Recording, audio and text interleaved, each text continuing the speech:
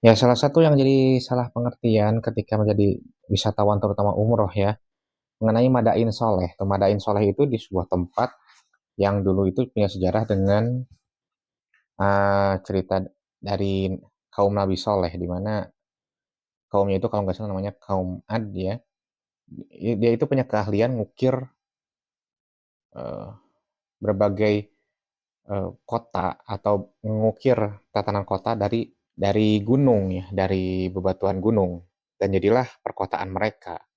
Nah, tetapi ya seperti biasa mereka ingkar ke Allah dan meskipun udah ditunjukin mukjizatnya oleh Nabi Soleh dengan berupa unta betina yang keluar dari suatu batu, tapi mereka tetap ingkar malahan ngebunuh unta betina itu. Nah, dalam satu riwayatnya disebutin bahwa ya Rasulullah aja sampai apa ya melaknat tempat itu, bahkan jangan sekali-kali ngambil air di situ. Tapi sekarang dijadiin tempat wisata sama pemerintah Arab Saudi. Sebetulnya gini ya, yang pertama yang harus gue lurusin adalah gini. Mau gimana pun Arab Saudi itu adalah sebuah negara. Mereka punya kebutuhan memenuhi APBN ya kalau bahasa kita. Nah, artinya ada mereka punya peluang menambah APBN-nya itu dari sebuah wisata di antaranya adalah Madain Soleh. Oke, okay? Kenapa? Ya, siapa yang nggak mau negaranya jadi tempat wisata? Sebetulnya gitu. Tapi yang kedua adalah, alasan yang paling utama adalah ini. Sudah diprediksi bahwa eh, minyak di Arab Saudi itu kurang dari 100 tahun lagi bakal habis. Jadi mereka beralih dari negara minyak ke negara jasa. Dalam hal ini adalah wisata. Makanya dibuatlah Saudi Expo 2030 yang dimana gebrakannya salah satunya adalah menjadi tuan rumah Piala Dunia 2030 ya. 2035 jadinya. Ya, makanya jangan heran kalau Cristiano Ronaldo, Sadio Mane, yang Neymar pada ke Liga Arab Saudi. Jadi mereka tuh expose pemain dari Eropa untuk main di Liga Arab Saudi ya karena emang itu campaign mereka kayak gitu. Itu kan semata-mata untuk nambah APBN mereka. Nah, yang jadi salah pengertiannya itu adalah banyak yang ngira bahwa lokasi Madain Soleh yang jadiin tempat wisata itu adalah tempat yang dilaknat Rasulullah pada waktu dulu. Nah, itu yang harus dilurusin. Padahal yang dijadiin tempat wisata itu adalah tempat selain dari tempat yang memang eh,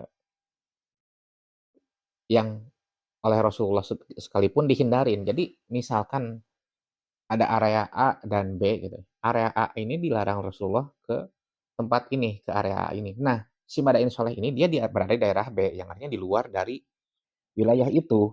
Jadi artinya nggak masalah sebelah sini. Udah nggak masalah di sebelah sini. Ada kepentingan juga untuk nambah APBN Arab Saudi. Dan artinya kita pun boleh masuk ke daerah B ini. Karena sebetulnya disebut haram juga enggak kita masuk ke daerah situ. Tapi kalau bisa ya hindarin aja. Ibaratnya nggak ada kerjaan kita ke tempat itu juga. Yang ada malah nginget-nginget gimana laknat Allah di tempat itu. Kan kayak gitu. Nah, jadi Madain Soleh di daerah B yang bukan daerah yang dilaknat Rasulullah, ya udah apalagi yang dimasalahin. Apalagi yang dimasalahin dan belum lagi kepentingan untuk negara Arab Saudinya sendiri. Dan kalau memang kita nggak mau ke tempat itu, ya udah tinggal kita nggak usah ke tempat itu. Nggak usah jadi permasalahan Arab Saudi jadi gini lah, pemerintahnya nggak mau pedulin agama Islam lah dan segala macam. Mau gimana pun Arab Saudi juga sebuah negara. Kayak gitu aja. Dan ibaratnya nggak semua yang melancong ke Arab Saudi itu semuanya Muslim, nggak juga. Para pekerjanya aja banyak yang non-is gitu kan. Jadi ini perlu pemahaman atau pemikiran yang luas dalam hal ini. Tapi ya di kita tuh kayak gitu. Dicekokin negatif sedikit udah semuanya pada rame. Di dimasukin masalah agama dikit udah semuanya langsung buyar semuanya kan kayak gitu. Ya kayak gitu terus. Ya karena emang langsung nelan semua informasi tanpa ngelihat pembanding yang lain. Kayak gitu. Ya kalau kayak gini terus ya jangan salahin deh gitu kalau misalkan di kita cuma bisa ngehujat doang. Gitu. Suatu waktu di negara kita kalau emang dibutuhin banget hal seperti itu, kita pun nggak bisa apa-apa. Nggak cuma bisa protes doang tanpa solusi kan kayak gitu. Apalagi ini dasar haramnya dari mana nggak ada. Gitu ya. Kita pun bukan haram ke tempat itu kok enggak. Apalagi ini bukan daerah yang dilakukan oleh Rasulullahnya. Apalagi yang harus kita ributin kayak gitu. Kecuali kalau memang pengen bikin ribut melulu, ya udah, ya silahkan, kayak gitu. Dan ini bukan gua misahin antara negara dan agama, bukan. Kadang-kadang suatu negara itu, ini wawasan buat kalian semua juga ya, bahwa kadang-kadang suatu negara itu harus ngeluarin suatu hal atau, ngelakuin sesuatu yang nggak banyak diterima oleh masyarakatnya sendiri. Hanya satu hal demi kepentingan negaranya, demi memenuhi kebutuhan negaranya.